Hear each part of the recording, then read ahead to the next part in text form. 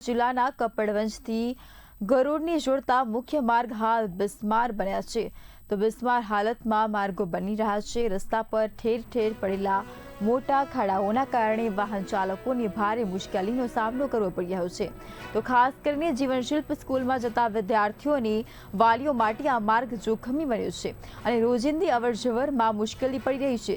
સ્થાનિક જાગૃત નાગરિક વિનોદસિંહ સોલંકીએ વિડીયો દ્વારા રસ્તાની દયનીય સ્થિતિ સામે લાવી તંત્રનું ધ્યાન દોર્યું છે। વરસાદી માહોલમાં ખાડાઓ વધુ જોખમી બનતા અકસ્માતની ભીતિ વધી છે।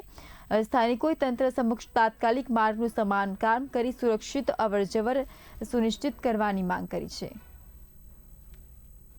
સમસ્યા એવી છે કે કપડવંજથી ગરોડ નાકાથી જીવનશિલ્પ સ્કૂલ સુધીનો રસ્તો વચ્ચે બેન્સા આવશે ત્યાં આગળ અહીંયાથી હું રોજે રોજ નીકળતો હોય તો બાળકોએ મને રજૂઆત કરી હતી કે આ રસ્તાનો કોઈક વિડીયો બનાવો ને, કારણ કે મારું કામ સોશિયલ મીડિયાની અંદર વિડીયો બનાવીને જાગૃતતા બતાવવાનું કામકાજ છે, જેથી કરીને છોકરાઓનું ધ્યાન રાખીને આજ સવારે 8 વાગે હું એક વિડીયો વાયરલ કર્યો હતો। અહીંયા ખરેખર એવડા મોટા મોટા ખાડા પડ્યા છે। ઘણીવાર હું અહીંયાથી નીકળતો તો બાળકો પડતા હોય, સ્કૂટી લઈને એક્ટિવા લઈને પડતા હોય તો બાળકોને ઘરે પાછું જવું પડે છે। એટલે મારી રજૂઆત એવી છે કે આ રસ્તાની અંદર સારામાં સારું પૂરણ થાય, જેસીબીથી વ્યવસ્થિત પાણીનો નિકાલ કરવામાં આવે પહેલાં, અથવા તો આ ગટર લાઈન જે બાજુમાં એક ગટર લાઈનો છે, ગટર લાઈનોના પાણીનો નિકાલનો કોઈ રસ્તો નહીં તો પહેલાં ગટર લાઈનની અંદર નિકાલ કરવામાં આવે, પછીથી આ પૂરણ કરીને જે જેસીબીથી દબાવ પૂરણ કરીને વ્યવસ્થિત કરવામાં આવે એવી મારી રજૂઆત છે।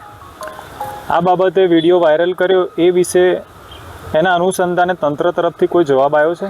હા, જેવો મેં વિડીયો વાયરલ કરતો સવારે મારે કિશોરી સાહેબ જોડે વાત થઈ હતી। કિશોરી સાહેબ એવું કીધું કે હું જલ્દીથી નિરાકરણ લાવી દેશે, પણ મારી રજૂઆત એવી પણ છે કે સાહેબશ્રી અહીંયા જીવનશિલ્પ સુધી નહીં પણ છે ગરોડ સુધી પણ આ રસ્તાની આવી હાલત છે। કાલ ઉઠીને ગરોડથી અવરજવર અહીંયાથી ઓછામાં ઓછા 4 થી 5 હજાર માણસો જતા હોય અને આ રસ્તો આટલો બધો ખરાબ છે। સ્ટેટ હાઈવેમાં લાગતો રસ્તો છે, આજે સ્ટેટ હાઈવેમાં લાગતો રસ્તો હોય તો એની કામગીરી સરસ હોવી જોઈએ।